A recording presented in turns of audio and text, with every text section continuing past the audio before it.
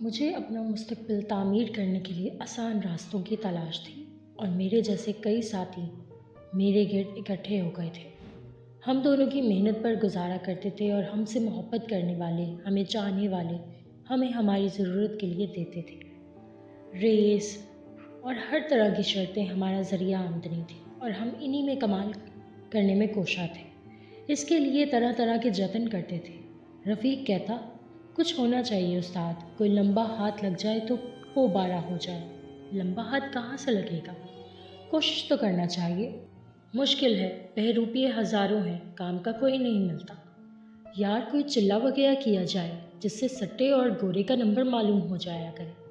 آسان نہیں ہے، عمل الٹا بھی ہو جاتا ہے اور پھر ایسا الٹا کرتا ہے کہ کبھی سیدھے نہیں ہو پاتے۔ میں ایک کسائی کی دکان سے گوشت خرید رہا تھا، دوست کا گوشت تھا۔ کسائی نے بڑی ہڈی سے گوشت صاف کیا اور پھر ہڈی کو بغیر مار کر توڑا اور ایک طرف ڈال دیا۔ یہ عمل میں نے بیشتر کسائیوں کو کرتے ہوئے دیکھا تھا۔ اس دن پوچھے بغیر نہ رہ سکا۔ شیخ جی ایک بات بتائیے، آپ لوگ اس ہڈی کو توڑ کر کیوں پھینک دیتے ہیں جبکہ دوسری ہڈیوں کے ساتھ آپ ایسا نہیں کرتے؟ میاں جی، باپ دادے کی روایت ہوئے ہے، یہ ثابت ہڈی سفلی عمل کرنے والوں کے کام آوے۔ بزرگوں کا کہنا ہے کہ اسے ہمیشہ توڑ کر پھینکنا چاہیے، اس سے سفلی عمل ہوتا ہے۔ یہی سنا ہے جی۔ سفلی عمل کیسے ہوتا ہے اور یہ ہڈی کہاں استعمال ہوتی ہے؟ اس بارے میں تو کچھ نہیں معلوم تھا، لیکن ذہن بھٹک گیا تھا۔ دوستوں سے تذکرہ کیا تو انہیں بھی دلچسپی پیدا ہو گئی۔ ایک جاننے والے بزرگ سے ملاقات ہوئی اور ان سے یہی سوال کیا تو وہ بولے، ہاں میاں، گندے علم تو ہوتے ہیں، ایمان کھونے میں کتنی دیر لگے گی، مگر مسلمان بچے ہو، ایسی باتوں کے بارے میں سوچنا بھی گناہ ہے۔ سنا اور کان سے اڑا دیا۔ کسی سفلی عمل والے کی تلاش شروع کر دی۔ میرا شہر بہت خوبصورت تھا، زندگی سے بھرپور، چھوٹی بڑی عمارتوں، بازاروں اور صنعتوں سے سجا ہوا۔ مشرق میں لہلہاتے کھیت حد نگاہ تک چلے گئے تھے۔ مغرب میں نگاہ کی حد سے خوبصورت پہاڑی ٹیلوں کا سلسلہ شروع ہو جاتا تھا۔ ریس کورس کا میدان اسی سمت تھا اور اسی طرف سے پیر پھاگن کے مزار کا راستہ تھا۔ ریس میں دوڑنے والے گوروں کا مشاہدہ میرا دلچسپ و مشغلہ تھا اور اکثر عام دنوں میں بھی اس طرف نکل آتا تھا۔ اس دن بھی ایسا ہی ہوا تھا۔ دیر تک استبل بندھے ہوئے گوروں کی ناز برداری دیکھتا رہا، پھر یوں ہی آوارہ گردی کرتا ہوا ٹیلوں کی طرف نکل گیا۔ خاموشی اور سناٹا چھایا ہوا تھا اور دور تک کسی زی روح کا وجود نہیں تھا۔ چھوٹے چھوٹے پتھر آواز پیدا کر رہے تھے۔ کافی دور نکل آیا، ایک طرف نظر اٹھی اور ٹھٹک کر رک گیا۔ وہ انسان ہی تھا، بہت چھوٹے قد کا مالک، سوکھا بدن، گٹا ہوا سر، اوپری بدن برہنہ، نچلے جسم پر چھوٹی سی دھوتی بندھی ہوئی، گلے میں عجیب سے چیزیں لٹکائی ہوئی تھی، آنکھیں بند کیے ہوئے ایک نکیلے پتھر پر ایک پاؤں سے کھڑا ہوا تھا۔ دور سے اس کا چہرہ صاف نظر نہیں آ رہا تھا۔ دلچسپی پیدا ہو گئی اور تیز قدموں سے چلتا ہوا اس کے قریب پہنچ گیا۔ اس کا چہرہ صاف نظر نہیں آ رہا تھا، مکروہ سی شکل تھی، بندر کی طرح ابھری ہوئی پیشانی، سانولا رنگ۔ میرے قدموں کی آواز سن کر اس نے اپنا اٹھا ہوا پاؤں نیچے رکھ لیا۔ اطراف میں ایک عجیب سی چراند پھیلی ہوئی تھی جو بدبودار تھی۔ وہ مجھے دیکھنے لگا، چھوٹی چھوٹی آنکھوں میں عجیب سی شیطانی چمک پھیلی ہوئی تھی۔ مجھے دیکھ کر مسکرایا اور اپنی چھوٹی چھوٹی چمکیلی آنکھوں سے مجھے دیکھتا رہا۔ اس کے چہرے پر پھیلی ہوئی مسکراہٹ بھی شیطانیت لیے ہوئے تھی۔ نہ جانے کیوں مجھے اپنے بدن میں کچھ جرجری سی محسوس ہوئی۔ ریڑھ کی ہڈی میں ایک شدید سرد لہر دوڑ گئی تھی۔ کاہے رے چھوڑا، کاہے ٹکر ٹکر دیکھے ہے؟ اس کی باریک سی آواز ابھری جو اس کی شخصیت سے ہم آہنگ لگتی تھی۔ کون ہو تم؟ میں نے سنبھل کر کہا اور اس کی مسکراہٹ گہری ہو گئی۔ جو کوئی بھی ہے تیرے کام کا، اس نے مخصوص آواز میں جواب دیا۔ سادھو ہوں، میں نے اس کی انگلیوں کو دیکھتے ہوئے پوچھا۔ تجھے کیا لگ رہا ہے؟ اس نے پوچھا اور میرے ذہن میں بجلی سی چمک گئی۔ ہو سکتا ہے یہ سادھو میرے کام آ جائے۔ ذہن میں وہ تمام گندے خیالات جاگ اٹھے تھے جن کے تصور میں دن رات سر گردا رہتا تھا۔ میں نے نرم لہجے میں کہا، مجھے تمہاری تلاش تھی۔ وہ اپنی جگہ سے ہٹا اور کچھ فاصلے پر پڑے ہوئے 2 پتھروں کے پاس پہنچ گیا کر کے اس نے کہا، بیٹھ جا، اور میں خاموشی سے بیٹھ گیا۔ تو کا ہماری تلاش تھی، ہم بھی تیرے ہی لیے یہاں آئے ہیں۔ کیا مطلب؟ میں نے تعجب سے پوچھا اور وہ خاموش ہو کر مسکرانے لگا، پھر بولا، تجھے ہماری تلاش کاہے تھی بھائی؟ کوئی بات تو ہوے گی نہ تیرے دل میں؟ تم سادھو ہو، مجھے سٹے وغیرہ کا نمبر بتا سکتے ہو؟ یہ بتا سکتے ہو کہ اب کی ریس میں کون کون سے گورے اول آئیں گے؟ وہ اس طرح ہنس پڑا جیسے اسے مجھ سے اسی سوال کی توقع تھی۔ کچھ دیر خاموش رہنے کے بعد بولا، اگر ہم تجھے ایک گورے اور ایک سٹے کا نمبر بتا دیں تو تیرا کا بلا ہوئی ہے، اور ایک کام کرو سو پکا، اگر تجھے زندگی بھر گورے اور سٹے کا نمبر معلوم ہوتا رہے تو کا برا ہے، پر بٹوا ہر کام کو کرنے کے لیے پہلے محنت کرنا پڑتی ہے۔ میرے دل میں دلچسپی اور تجسس پیدا ہو گیا۔ میں نے اس سے کہا، مجھے کیا محنت کرنی پڑے گی؟ ایک علم ہوئے جسے تو اگر سیکھ لے تو سمجھ لے کہ دولت تیرے پاؤں میں ڈھیر ہو جائے گی۔ میرا دل دھاڑ دھاڑ کرنے لگا۔ یہ تصور تو نہ جانے کب سے میرے سینے میں پل رہا تھا کہ ایسی کوئی قوت مجھے مل جائے جس سے میں دنیا کا امیر ترین آدمی بن جاؤں۔ میں نے کسی قدر عاجزی سے کہا، اگر تم میرا یہ کام کر دو سادھو بابا تو میں زندگی بھر تمہارے قدموں میں رہوں گا۔ اپنا کام تجھے خود ہی کرنا ہوئے گا بٹوا، بس سمجھ لو کہ ہم تیری مدد کریں گے۔ تو بس یوں سمجھ لو کہ آج سے تمہارا چلا۔ وہ پھر اسی انداز میں ہنسنے لگا، پھر بولا، مگر ایک بات پکی کرنی ہوگی تجھے، جو ہم کہیں گے وہ کرے گا، نہیں تو تیرا نقصان ہو جائے گا۔ میں وعدہ کرتا ہوں کہ جو تم کہو گے وہی کروں گا۔ تو پھر ٹھیک ہے، ابھی ہم کئی دن یہاں رہیں گے، تو کسی اور کو ہمارے بارے میں مت بتانا، ورنہ ہمیں پتہ چل جائے گا اور پھر ہم تجھے یہاں نہ ہی ملیں گے۔ نہیں بتاؤں گا۔ تو پھر سن، ایک ہڈی لانی ہوگی تجھے عمل کرنے کے لیے۔ وہ ہڈی جانور کے بازو میں ہوئے ثابت لانی پڑے گی، کہیں سے ٹوٹی پھوٹی نہ ہو۔ مجھے ایک دم شیخ جی کی بات یاد آ گئی اور اس وقت اس بات کی تصدیق ہو گئی تھی۔ میں نے کہا، کیا تم سفری عمل کرو گے یا سادھو بابا؟ اب تو ہمارے کان مت کھا، جو کچھ ہم کریں گے وہ تیری آنکھوں کے سامنے ہی ہوگا۔ پر ایک بات کر یوں تو سو پکی، ہم کچی بات کرنے والوں کو چھوڑتے نہیں ہیں۔ میں بھی پکی ہی بات کرتا ہوں سادھو بابا۔ نام کیا ہے تمہارا؟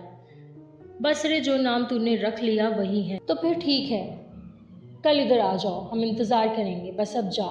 میں خاموشی سے پتھر سے اٹھ گیا اور گردن جھکا کر واپس چل پڑا۔ دل کی کیفیت عجیب ہو رہی تھی، پاؤں لرز رہے تھے۔ ایک طرف ہلکا سا خوف بھی دل میں تھا اور دوسری طرف بے پناہ مسرت کا احساس بھی۔ واقعی اگر کوئی مجھے ایسی مستقل قوت حاصل ہو جائے تو پھر دنیا دیکھے گی کہ میں کیا بن گیا ہوں۔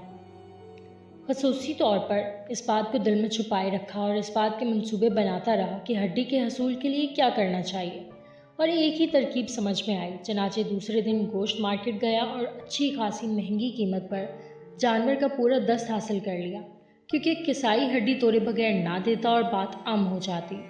اس کے بعد اسے کاغذ میں لپیٹ کر کندھے پر رکھے ہوئے اپنی منزل کی جانب چل پڑا۔ ایک جگہ ٹیلے کے قریب بیٹھ گیا اور پہلے سے ہاتھ میں لائی ہوئی تیز دھار چھری کی مدد سے اس ہڈی سے گوشت صاف کرنے لگا۔ یہ کام مشکل ترین تھا اور اسے صاف کرتے ہوئے طبیعت جھک گئی تھی، لیکن لگن کام کر رہی تھی اور بڑی مشکل سے وہ صحیح سالم ہڈی نکالنے میں کامیاب ہوا۔ اوپر چیلیں منڈلا رہی تھی اور گوشت پر جپٹنے کے لیے تیار تھی۔ اب وہ گوشت پر جپٹا مارنے کے لیے نیچی پروازیں کر رہی تھی۔ کئی بار انہیں بھی اڑانا پڑا۔ جب صاف ستھری ہڈی نکل آئی اور میں تھک کر پسینہ پسینہ ہو گیا تو اپنی جگہ سے اٹھا اور تیزی سے وہاں سے دور ہو گیا۔ میرے ہٹتے ہی چیلوں کے غول گوشت پر جپٹے مارنے لگے۔ میں برق رفتاری سے اسی جانب جا رہا تھا جہاں سادھو مجھے ملا تھا۔ وہ اپنی جگہ موجود تھا، مجھے دیکھ کر اس طرح مسکرایا جیسے اسے میرے آنے کا یقین ہو، اور پھر اس نے بڑی چاہت سے وہ ہڈی اپنے ہاتھ میں لے لی۔ دونوں ہاتھ فضا میں بلند کیے، آنکھیں سورج پر گاڑ دی اور نہ جانے کیا کیا بربراتا رہا۔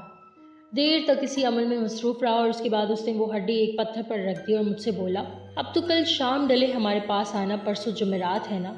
ہاں، کل ضرور آ جانا، ورنہ پھر تجھے ایک ہفتے انتظار کرنا پڑے گا۔ کس وقت میں آؤں؟ کوئی 6 بجے، اس نے جواب دیا۔ میں نے گردن ہلا دی۔ وہ بولا، جا، اب بھاگ جا، زیادہ دیر رکنا اچھا نہیں ہوگا۔ میں وہاں سے واپس چلا آیا۔ بس یوں لگ رہا تھا جیسے میرا کام بننے ہی والا ہے۔ یار دوستوں سے ملاقات بھی ہوئی، لیکن یہ کوئی بتانے والی بات نہیں تھی۔ ویسے بھی مجھے اس کے لیے منع کیا گیا تھا۔ اگر انہیں بتا دیتا تو وہ سب بھی سادھو بابا کی طرف دوڑ پڑتے، لیکن بڑی بے چینی رہی تھی اور بڑا تجسس بھی تھا۔ دوسرا دن بھی نہ جانے کس طرح کاٹا تیار ہوا اور جیسے ہی 4:30 بجے گھر سے نکل گیا۔ سادھو بابا کا خیال دل میں تھا، وقت گزارتا رہا اور مقررہ وقت پر وہاں جا پہنچا۔ سادھو کے سامنے اس وقت نہ جانے کیا الا بلا رکھی ہوئی تھی، ایک طرف چھوٹی چھوٹی لکڑیاں آپس میں جوڑ کر رکھی گئی تھی اور ان میں مدھم مدھم آگ سلگ رہی تھی۔ وہیں چراند اور بدبو فضا میں پھیلی ہوئی تھی جو پہلے دن میں نے محسوس کی تھی۔ ایک عجیب سا طلسمی ماحول تھا۔ بوڑھے سادھو نے مجھے دیکھ کر اپنے مخصوص انداز میں مسکراتے ہوئے کہا، میں نے اپنا کام کر لیا ہے، اب تیرا کام باقی ہے۔ مجھے بتاؤ سادھو بابا، مجھے کیا کرنا ہے؟ پہلے وعدہ کرو کہ جو کہوں گا وہ ضرور کرو گے۔ یہ وعدہ تو پہلے ہی کر چکا ہوں بابا جی۔ تو پھر رک، سادھو نے کہا اور اپنی جگہ سے اٹھ کر عقب کے پہاڑی ٹیلے کے پیچھے پہنچ گیا۔ وہاں سے واپس آیا تو اس کے ہاتھ میں نہ جانے کس چیز سے بنا ہوا ایک بدھ انسانی شکل کا پتلا تھا۔ اس نے یہ پتلا میری طرف بڑھاتے ہوئے کہا، اسے اپنے لباس میں چھپا لے۔ میں نے اس کی ہدایت پر عمل کیا۔ بڑی کراہیت کا احساس ہوا، پتلا، للچلا اور بدبودار۔ اس میں عجیب سی ٹھنڈک تھی، لیکن میں نے کسی بات پر توجہ نہیں دی۔ سادھو نے مجھے دیکھتے ہوئے کہا، اب تو یہاں سے پیر باگن کے مزار پر جائے گا، سیڑھیاں طے کر کے اوپر جانا اور قبر کے پیچھے جو 3 تاک بنے ہوئے ہیں ان میں سے بیچ کے تاک میں یہ پتلا رکھ دینا۔ بس یہی تیرا کام ہے، بعد میں سب ہمارا کام ہوگا اور تیرے مزے ہی مزے ہوں گے۔ پیر باگن کے مزار پر؟ میں نے سہم کر کہا۔ دل کے کسی گوشے میں کچھ ایمان باقی تھا۔ پیر باگن سے بچپن سے عقیدت تھی اور ساری آوارگیوں کے باوجود ان کا احترام دل میں تھا۔ اس کی وجہ شاید اس مزار سے منسوب کہانیاں تھیں۔ کام اب تجھے کرنا ہے، اس نے منہ موڑے گا۔ دنیا تو ہارا واسطے نرک بن جائے گی، جا جلدی کر نہیں تو رات ہو جائے گی۔ میں لڑزتے قدموں سے واپس مڑا، دل کی کیفیت عجیب ہو رہی تھی۔ اگر پیر بھاگن کے مزار کا معاملہ نہ ہوتا تو میں خوشی سے اس کے ہر حکم کی تعمیل کرتا، مگر نہ جانے کیوں دل کو ایک جرم کا احساس ہو رہا تھا۔ یوں لگ رہا تھا جیسے میں کوئی غلیظ اور ناپاک شے اس مقدس جگہ لے جا رہا ہوں۔ کچھ دور جا کر میں نے گردن موڑی تھی، مگر برا وہاں موجود نہیں تھا۔ وہ ناپاک پتلا مجھے اپنے سینے پر بوجھ محسوس ہو رہا تھا۔ کچھ دور چل کر ایک اور عجیب احساس ہوا۔ پتلے میں انسانی جسم جیسی حرارت پیدا ہوتی جا رہی تھی، اور شاید یہ میرے خوف کا تخلیق کردہ احساس تھا کہ وہ پتلا مجھے اپنے سینے کے قریب کلبلاتا محسوس ہو رہا تھا، جیسے اس میں جان پڑ گئی ہو۔ خوف اور دہشت کی سرد لہریں میرے بدن میں دوڑنے لگیں، مگر میں اسے لباس میں سے نکالنے کی ہمت نہیں کر سکتا تھا۔ مزار تک کا فاصلہ نہ جانے کس طرح طے کیا تھا۔ مزار ایک ٹیلے پر تھا اور وہاں تک جانے کے لیے ٹیلے پر 19 سیڑھیاں تراشی گئی تھی۔ میں نے لرزتے قدموں کے ساتھ پہلی سیڑھی پر قدم رکھا۔ اوپر خاموشی چھائی ہوئی تھی، چونکہ یہ مزار شہر سے بالکل باہر تھا اور یہاں زیادہ لوگ نہیں آتے تھے۔ ہاں، جمعرات کو یہاں رونق ہوتی تھی اور کافی لوگ نظر نیاز کرنے آ جاتے تھے۔ عام دنوں میں بس چند مجاور یا ملنگ یہاں موجود ہوتے تھے۔ میں سمٹا سیڑھیاں طے کرنے لگا۔ دماغ میرا ایک ہیجانی کیفیت کا شکار تھا اور بدن میں عجیب سی تیسیں اٹھ رہی تھی۔ پاؤں مسلسل اوپر اٹھ رہے تھے اور میں بلندی پر پہنچتا جا رہا تھا۔ اچانک ہی ایک انوکھا احساس ہوا۔ یہ 19 سیڑھیاں تو اب تک طے ہو جانی چاہیے تھی۔ گردن اٹھا کر اوپر دیکھا تو دم بخود رہ گیا۔ مزار بہت اوپر تھا کہ میں ہوش اڑ گئی۔ یہ 19 سیڑھیاں 1900 سیڑھیاں بن گئی تھیں۔ خوف کے عالم میں پلٹ کر نیچے دیکھا تو جان سے نکل گئی۔ زمین سینکڑوں فٹ نیچے نظر آ رہی تھی۔ بدن پر شدید کپکپاہٹ طاری ہو گئی۔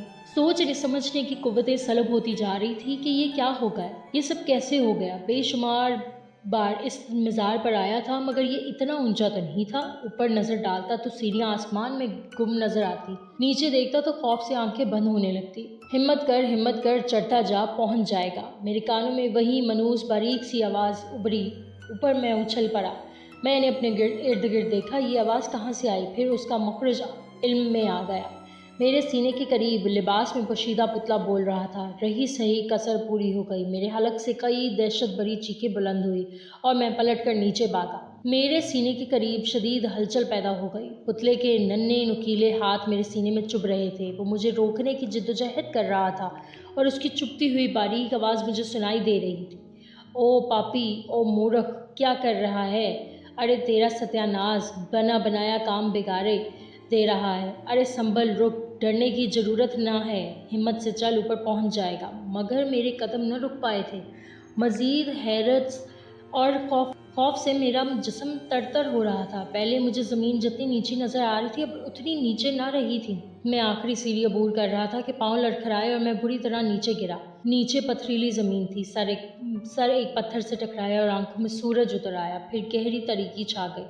نہ جانے کب تک ایسی کیفیت میں رہا۔ ہوش آیا تو مامور ریاض کی آواز سنائی دی، کیسی طبیعت ہے مسعود؟ کیا حال ہے بیٹے؟ میری آنکھوں میں دھندلاہٹ تھی، کچھ صاف نظر نہیں آ رہا تھا۔ رفتہ رفتہ یہ کیفیت دور ہوئی، والدہ کا چہرہ نظر آیا اور پھر ان کی روئی ہوئی آواز ابھری، مسعود بیٹے آنکھیں کھولو، کیسی طبیعت ہے بیٹے؟ دماغ سائیں سائیں کر رہا تھا، کچھ سمجھ میں نہیں آ رہا تھا۔ ہاں، گزرے ہوئے واقعات یاد تھے، وہ خوفناک لمحات پوری طرح ذہن میں تھے۔ بے اختیار میرا ہاتھ سینے پر پہنچ گیا، وہاں کچھ موجود نہ تھا۔ دل کو قرار سا ہوا۔ میں نے ماموں ریاض کو دیکھا، والدہ کو دیکھا اور اٹھ کر بیٹھنے کی کوشش کی، لیکن ماموں ریاض نے جلدی سے میرے سینے پر ہاتھ رکھ دیا۔ نہیں نہیں، لیٹے رہو، بہت کمزور ہو گئے ہو، لیٹے رہو، کیسی طبیعت ہے؟ میں نے کہنا چاہا کہ میں ٹھیک ہوں، مگر منہ سے آواز نہیں نکل سکی۔ مجھے حیرت ہوئی تھی، دوبارہ کوشش کی مگر گلا ملچا ہوا تھا، آواز نہ نکل سکی۔ چائے لے آؤں؟ والدہ نے کہا۔ ہاں، ڈاکٹر صاحب نے یہی کہا تھا، آپ لے آئیں، ماموں ریاض بولے اور والدہ اٹھ کر باہر نکل گئی۔ میں اپنے گھر میں تھا، اپنے کمرے میں تھا، نہ جانے یہ سب کیسے ہوا تھا اور میری آواز کو کیا ہو گیا تھا۔ ماموں ریاض نے کہا، بولو مسعود میاں، کیا ہوا تھا؟ پیر باگن کے مزار پر کیوں گئے تھے؟ وہاں بے ہوش کیسے ہو گئے تھے؟ تمہیں اندازہ ہے کہ پورے 2 دن کے بعد ہوش میں آئے ہو؟ سخت بخار میں پھنک رہے تھے، وہاں مزار کے مجاوروں نے تمہیں بے ہوش پایا تھا۔ اتفاق سے میرے ایک شناسا حیدر علی مزار پر فاتحہ پڑھنے گئے تھے، تمہیں نہ جانتے تھے، وہیں تمہیں یہاں تک لائے ہیں۔ کیا واقعہ ہوا تھا؟ کچھ بتاؤ تو صحیح۔ میں نے بولنے کے لیے زور لگایا مگر آواز کسی طرح سے نکل نہ سکی اور میرے چہرے پر بے بسی پھیل گئی۔ ماموں ریاض کو شاید احساس ہو گیا تھا، ان کے چہرے پر تشویش کے آثار نظر آنے لگے۔ اتنی دیر میں والدہ چائے لے آئی تھی۔ ماموں ریاض بولے، یہ بول نہیں پا رہا باجی۔ ہیں؟ والدہ عجیب سی کیفیت سے بولی۔ ہاں، یوں لگ رہا ہے جیسے بولنے کی کوشش کر رہا ہے لیکن آواز نہ نکل رہی ہے۔ کیا ہو گیا میرے بچے کو؟ الہی خیر، کیا ہو گیا اسے؟ والدہ صاحبہ کی آنکھوں سے آنسو بہنے لگے۔ حوصلہ رکھے باجی، اللہ بہتر کرے گا۔ اٹھو مسعود میاں، چائے پی لو، بدن میں جان آئے گی۔ مجھے اٹھنے میں کوئی دقت نہیں ہوئی تھی۔ ماموں میاں نے چائے کی پیالی میرے ہونٹوں سے لگائی مگر منہ کھل ہی نہیں رہا تھا۔ لاکھ کوشش کی مگر ہونٹ ایک دوسرے سے چپک کر رہ گئے تھے۔ ماموں ریاض اب بےحد پریشان نظر آنے لگے، پھر وہ بھرائی ہوئی آواز میں بولے، چمچہ لے آئیں، شاید منہ کھولنے میں دقت ہو رہی ہے۔ تمام جتن کر لیے گئے تھے مگر میرا منہ نہ کھلا۔ والدہ صاحبہ بھی پریشان اور والد صاحب بھی آ گئے، مجھ پر تبصرے ہوتے رہے۔ والد صاحب کی ایما پر مجھے کاغذ تھما دیا گیا تاکہ میں لکھ کر کچھ بتانے کی کوشش کروں، لیکن میری انگلیاں اکڑ گئی، قلم پر گرفت ہی قائم نہ ہو سکی۔ شام کو کئی ڈاکٹر آئے، میرے معائنہ ہوئے لیکن کوئی فیصلہ نہیں ہو سکا۔ میں غذا اور پانی سے محروم ہو گیا تھا۔ ڈاکٹروں نے مشورہ دیا کہ اسپتال میں داخل کر دیا جائے، ہو سکتا ہے فالج کا اثر ہو۔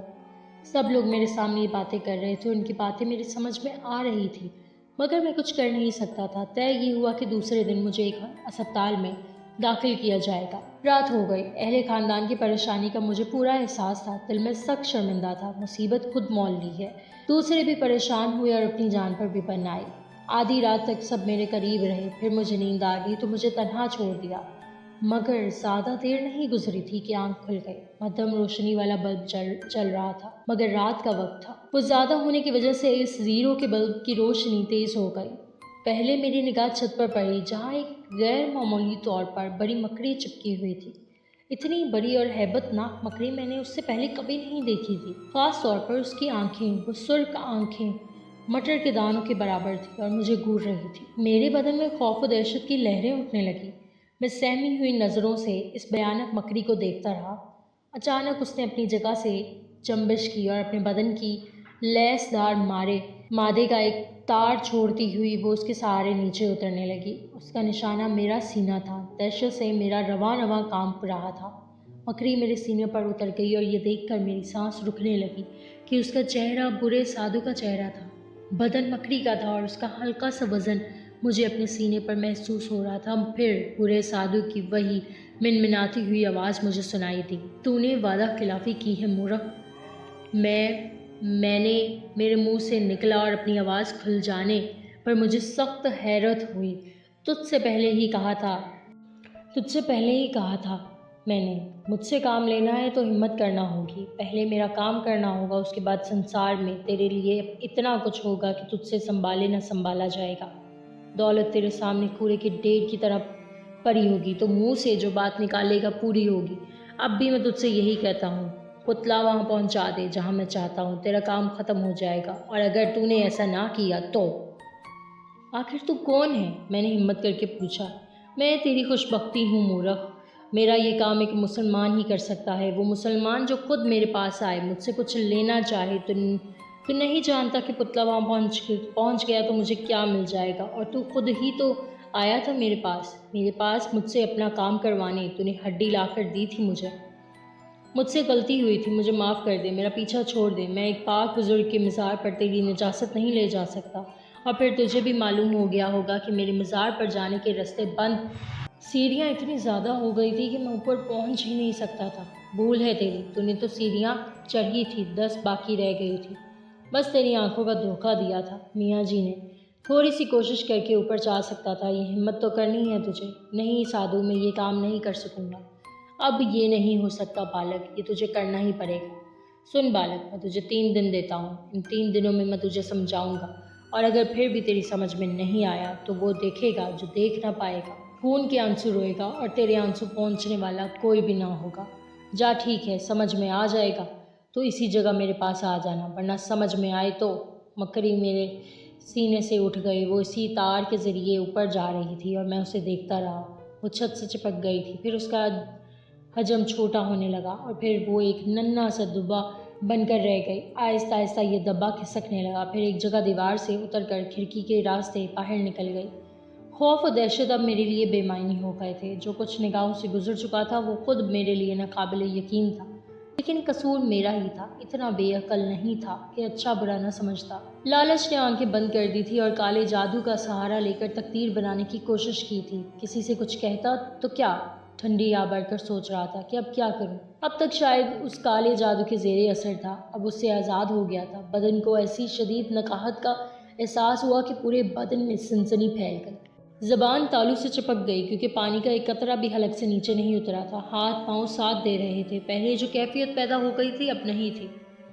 گھر والے بیچارے تھک کر سو گئے تھے، عجیب سی کیفیت ہو رہی تھی میری۔ میں نے انہیں جگانا مناسب نہیں سمجھا۔ نہ جانے کس طرح دیواریں پکڑ پکڑ کر باورچی خانے تک جا پہنچا، روشنی جلائی اور اس کے بعد کھانے پینے کی اشیاء تلاش کرنے لگا۔ کھانا تیار ضرور کیا گیا تھا لیکن جوں کا توں رکھا ہوا تھا۔ گھر والے بیچارے خود ہی اپنی پریشانی کا شکار رہے تھے، کوئی کھانا نہیں کھا سکا تھا۔ میں نے خود ہی پانی کی بجائے کھانے پینے کی کچھ چیزیں نکالی اور انہیں کھانے میں مصروف ہو گیا۔ غالباً باورچی خانے میں ہونے والی روشنی اور پھر برتنوں کی کھڑکھڑاہٹ نے دوسرے لوگوں کو بھی جگا دیا۔ والد صاحب، ان کے پیچھے والدہ اور والدہ کے عقب میں ریاض ماموں باورچی خانے میں پہنچ گئے۔ انہوں نے یہ حیران کن منظر دیکھا اور پریشان ہونے کے بجائے خوش ہو گئے۔ والدہ کے منہ سے آواز نکلی، الہی تیرا شکر، الہی تیرا شکر۔ بھوک لگ رہی ہے میرے بچے؟ تو پیچھے ہٹ، میں تجھے کھانے کو دیتی ہوں۔ نہیں امی، میں نے کھانا کھا لیا ہے، بس ایک گلاس پانی دے دیجیے گا، میں نے کہا، اور ان سب کے زرد چہرے خوشی سے کھل گئے۔ مجھ سے چھوٹی ایک بہن تھی اور اس سے 1 سال چھوٹا بھائی بھی تھا۔ وہ دونوں شاید نہیں جاگے تھے، لیکن باقی تینوں افراد میرے کھانے سے فارغ ہونے کے بعد مجھے اہتمام سے اپنے ساتھ لے گئے۔ والدہ نے اپنے کمرے کا دروازہ کھولا اور ایک طرف جائے نماز بچھائی، اس کا کونا موڑ دیا گیا تھا اور اس پر تسبیح بھی رکھی ہوئی تھی۔ غالباً والدہ جاگ رہی تھی اور میرے لیے دعائیں کر رہی تھی۔ والد صاحب مجھے تجسس بری نگاہوں سے دیکھ رہے تھے، پھر انہوں نے کہا، بیٹے اب کیسی طبیعت ہے؟ اب تم بول سکتے ہو نا، ہاتھ پاؤں بھی ٹھیک ہے؟ جی ابو، مگر بیٹے کچھ بتاؤ تو صحیح کہ کیا ہوا تھا؟ یہی بات تو پہلے ہی طے کر چکا تھا کہ ان لوگوں کو اپنی اس گندی حرکت کے بارے میں کچھ نہیں بتاؤں گا۔ میں نے خاموشی اختیار کی تو ریاض ماموں بولے، رہنے دیجیے بھائی جان، یہ بالکل صحت مند ہو جائے تو اس سے پوچھ لیں گے، دماغ پر زیادہ زور مت ڈالنا مناسب نہیں ہے۔ تو تم یوں کرو مسعود میاں، یہیں سو جاؤ باجی کے بستر پر، کسی قسم کی کوئی گرانی تو محسوس نہیں کر رہے؟ نہیں، اب میں بالکل ٹھیک ہوں۔